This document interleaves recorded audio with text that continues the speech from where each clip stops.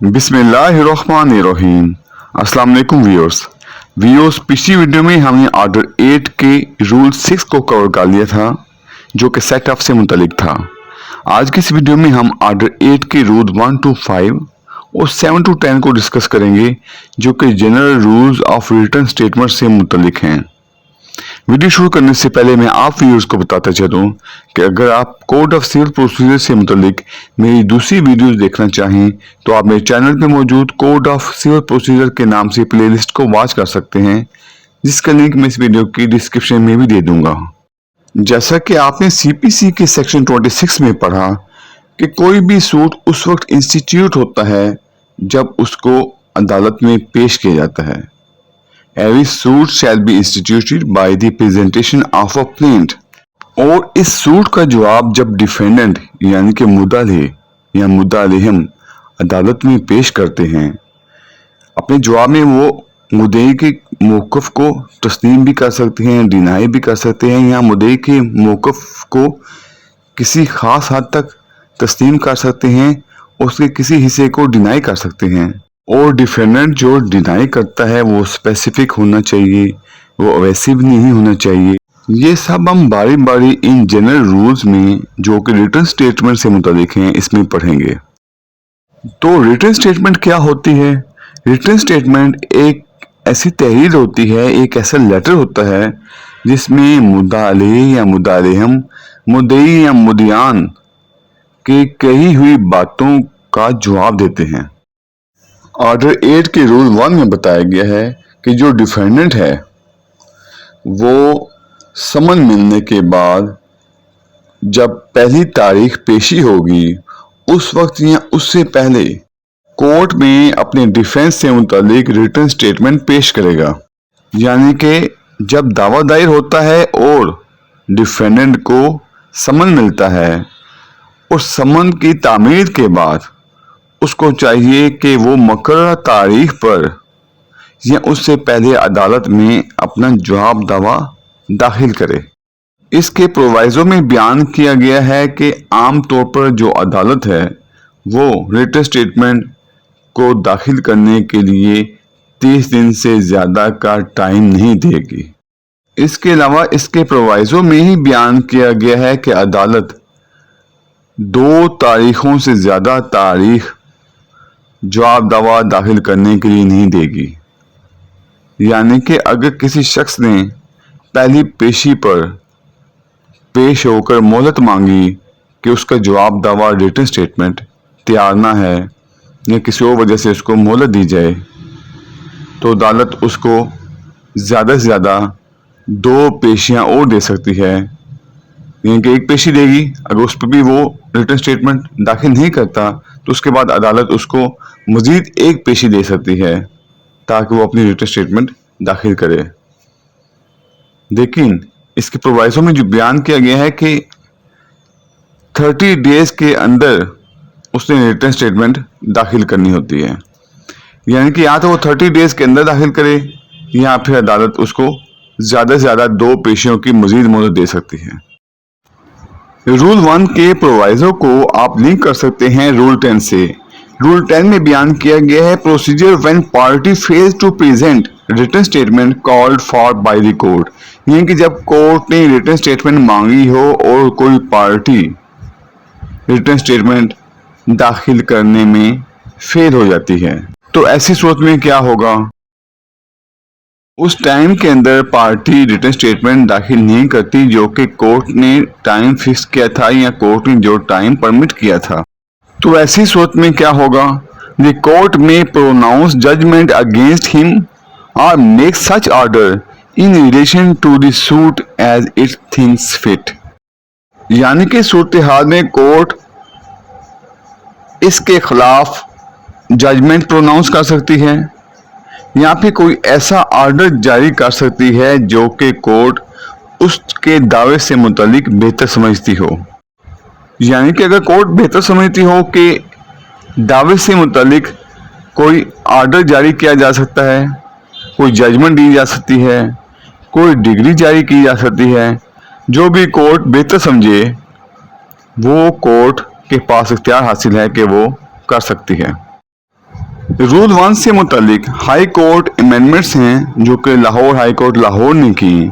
उसमें Lahore high court Lahore ने करार दिया कि डिफेंडेंट जब रिटन स्टेटमेंट दाखिल करेगा तो उसके साथ वो तमाम डॉक्यूमेंट्स भी पेश करेगा जो डॉक्यूमेंट्स उसके पोजेशन में होंगे या उसके इख्तियार में होंगे, या फिर जिन डॉक्यूमेंट्स के तहत वो सेट ऑफ का इख्तियार रखता है, जो कि सेट ऑफ हमने पिछले वीडियो में पढ़ा है।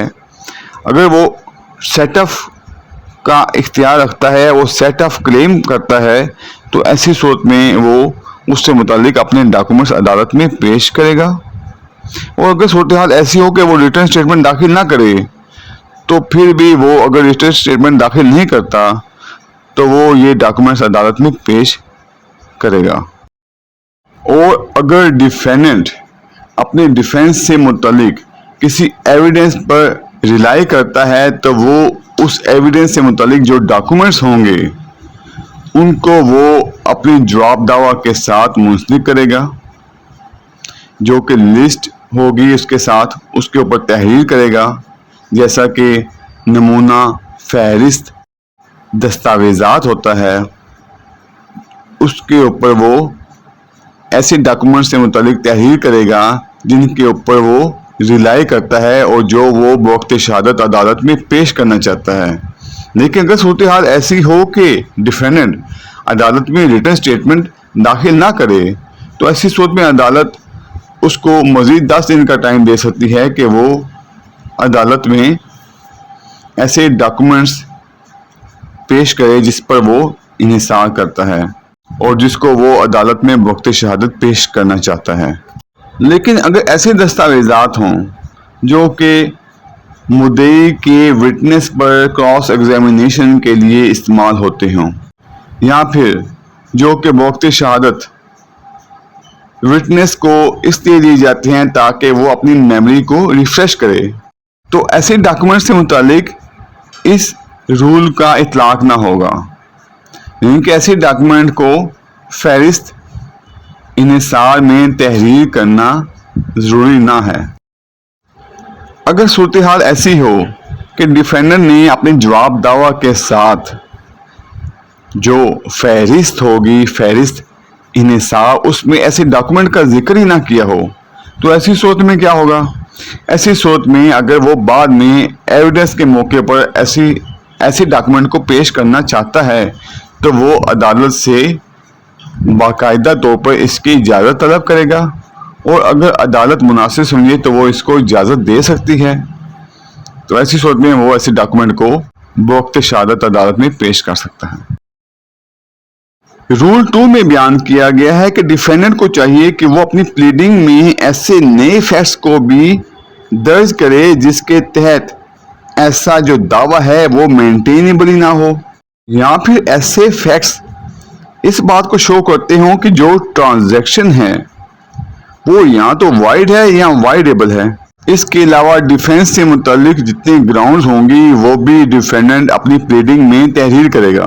और अगर डिफेंडेंट अपनी प्लीडिंग में ऐसे फैक्ट्स को रेस नहीं करता तो ऐसी सूरत में क्या होगा? ऐसी सूरत में अपोजिट पार्टी को सरप्राइज होगा, या फिर ऐसे फैक्ट से ऐसे इश्यू रेस हो जाएंगे जो कि प्लेंट में अराइज ही नहीं होते, जैसे मिसाल के तौर पर फ्रॉड हो गया, लिमिटेशन हो गया, या फिर ऐसे फैक्ट्स जो कि इलीगैलिटी से मुतालिक हों। तो ये सब चीज़ों की इसमें बात की गई है। रूल 3 में बयान किया गया है कि अगर डिफेंडेंट प्लेंट में लिखी गई किसी बात का डिनाई करता है तो ऐसा जो डिनाई होगा वो स्पेसिफिकली होगा। जो भी ग्राउंड्स प्लेंटिफ ने रेज किए हैं उन ग्राउंड्स को डिनाई स्पेसिफिकली करना चाहिए, जनरली नहीं करना चाहिए। अब यहाँ पे उन चीज़ों का जिक्र किया गया है जिन चीज़ों को जो डिफेंडेंट है वो एडमिट नहीं करता, जिससे वो इनकारी है, उनसे मुतालिक जो डिनाई होगा वो स्पेसिफिकली होगा। इसमें बयान किया गया है कि ऐसे केसेस जो कि डैमेजेस से मुतालिक हों उसमें ये रूल फॉल नहीं करता। इसके बाद है रूल 4। اس میں بیان کیا گیا ہے کہ اگر ڈیفینڈنٹ پلینٹ میں موجود ایلیگیشن آف فیکٹس کا ڈینائی کرتا ہے تو ایسی صورت میں ایسا ڈینائل جو ہوگا وہ اویسیولی ہونا چاہیے، یعنی کہ وہ ایسا ڈینائل نہیں ہونا چاہیے کہ پتہ ہی نہ چلے کہ اس نے ڈینائی کیا ہے یا نہیں کیا۔ ڈینائی کیسا ہونا چاہیے؟ ڈینائی رول نمبر 3 کی طرح اسپیسیفک ہونا چاہیے، بالکل کلیئر ہونا چاہیے، بالکل واضح ہونا چاہیے، جس سے پتہ چلے کہ واقعی ڈیفینڈنٹ نے ڈینائی کیا ہے۔ جیسے کہ یہ ایلیگیشن لگایا جاتا ہے کہ ڈیفینڈنٹ نے سرٹن سم آف منی جو ہے وہ ریسیو کی ہے، تو ڈیفینڈنٹ کی طرف سے اس کو ڈینائی کرنا کہ اس نے کوئی پرٹیکولر اماؤنٹ ریسیو نہیں کی اتنا ہی کافی نہیں ہوگا، تو اس سے متعلق ایسے ڈینائی ہونا چاہیے کہ جس میں وہ بتائے کہ اس نے نہ ہی کوئی رقم ریسیو کی ہے، نہ ہی اس کا کوئی پارٹ یا کوئی حصہ ریسیو کیا ہے، اور اگر اس نے ایسی اماؤنٹ ریسیو کی ہے تو کتنی ریسیو کی ہے۔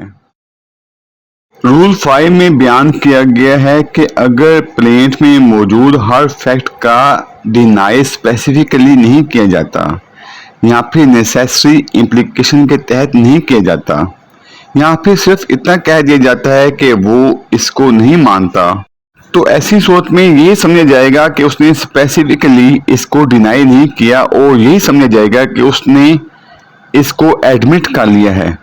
لیکن یہ جو رول ہے یہ ان افراد پر لاگو نہیں ہوگا جو کہ کسی ڈس ایبلٹی کے تحت آتے ہوں۔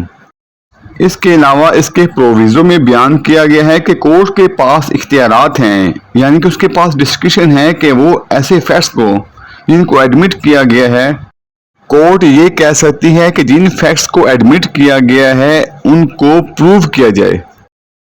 رول نمبر 7 میں بیان کیا گیا ہے کہ ڈیفینڈنٹ جس گراؤنڈ کے اوپر ڈیفینس لے رہا ہے وہ گراؤنڈ سیپریٹ گراؤنڈز کے اوپر ڈیپینڈ کرتی ہیں، یہاں پہ جس سیٹ آف یا جس کاؤنٹر کلیم کے لیے وہ کہہ رہا ہے وہ سیپریٹ اور ڈسٹنکٹ فیکٹس کے اوپر انحصار کرتی ہیں، تو ایسی صورت میں ڈیفینڈنٹ کو اپنی ریٹن سٹیٹمنٹ میں ان چیزوں کو سیپریٹلی اور ڈسٹنکٹلی تحریر کرنا ہوگا۔ رول نمبر 8 میں یہ بیان کیا گیا ہے کہ اگر کوئی نیا گراؤنڈ پیدا ہوتا ہے، نیا گراؤنڈ کب پیدا ہوتا ہے؟ جب کوئی دعویٰ دائر کیا جاتا ہے یا پھر کوئی سیٹ آف سے متعلق ریٹن سٹیٹمنٹ دائر کی جاتی ہے یا پھر کوئی کاؤنٹر کلیم فائل کیا جاتا ہے۔ ایسی صورت میں اگر کوئی نئی گراؤنڈ پیدا ہو تو ایسی گراؤنڈ مدعی سے متعلق ہو یعنی کہ دعویٰ سے متعلق ہو یا جواب دعویٰ سے متعلق ہو، ایسی گراؤنڈ کو ریٹن سٹیٹمنٹ میں اٹھایا جائے گا۔ اس کے بعد رول نمبر 9 سبسیکوینٹ پلیڈنگز، اس میں بتایا گیا ہے کہ کاؤنٹر کلیم یا سیٹ آف کے علاوہ کوئی بھی پلیڈنگ ریٹن سٹیٹمنٹ کے بعد دائر نہیں کی جائے گی سوائے کورٹ کی پرمیشن کے تحت، جس میں کورٹ ٹرمز اینڈ کنڈیشن کا کہے، یعنی کہ کورٹ ٹرمز اور کنڈیشنز کو پورا کرنے پر ایسی پلیڈنگ کی اجازت دے سکتی ہے جو کہ ریٹن سٹیٹمنٹ کے بعد دائر کی جائے۔